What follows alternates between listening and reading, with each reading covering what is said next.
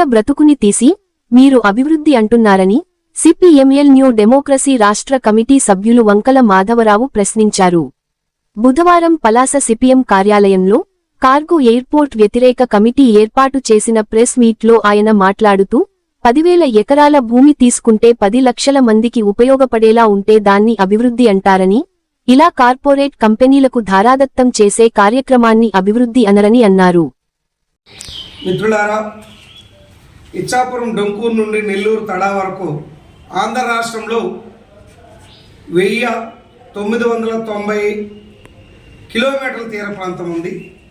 ఈ తీర ప్రాంతంలో భావనపాడు నుండి డొంకూరు మధ్యన ఉన్నటువంటి ఉద్దాన తీర ప్రాంతంలో ఉన్నటువంటి భూమి యొక్క స్వభావం వేరు.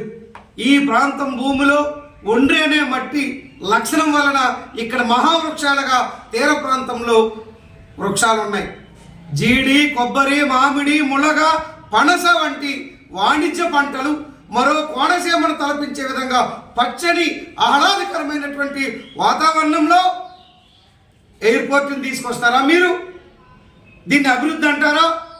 కేంద్ర మంత్రి రామ్మోహన్ నాయుడికి మరి ఇంకెక్కడేమీ కనిపించలేదా? ఒక బ్రతుకు అనేది ఉంది, ఉన్న బ్రతుకుని తీసి మీరు అభివృద్ధి అని మాట్లాడుతున్నారు. ఎక్కడైనా అభివృద్ధి అంటే 10,000 ఎకరాలు భూములు తీసుకుంటే 10 లక్షల మందికి ఉపయోగపడే విధంగా ఉండాలి. కానీ ఇక్కడ మీరు కార్గో ఎయిర్పోర్ట్ వాళ్ళు మీరు ఇచ్చే ఉద్యోగాలండి, ఇక్కడ పోయే ఉపాధి అంతా 1,600 ఎకరాలు భూములు, ఈ చుట్టూ 1/2 కిలోమీటర్కి ఒక ఊరు, పక్క పక్కనే మొత్తం పచ్చని తివాచి పరిచినట్టుగా ఉన్నటువంటి పంట భూముల మధ్యన ఎయిర్పోర్ట్ నిర్మిస్తారా?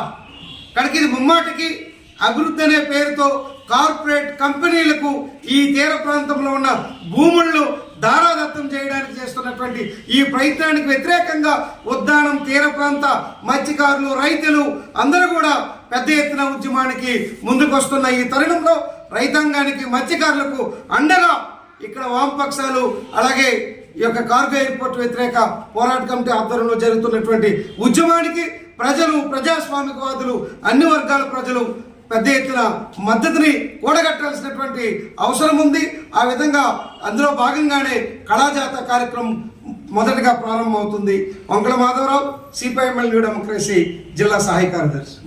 కార్యక్రమంలో రైతులు, వామపక్షాల నేతలు పాల్గొన్నారు.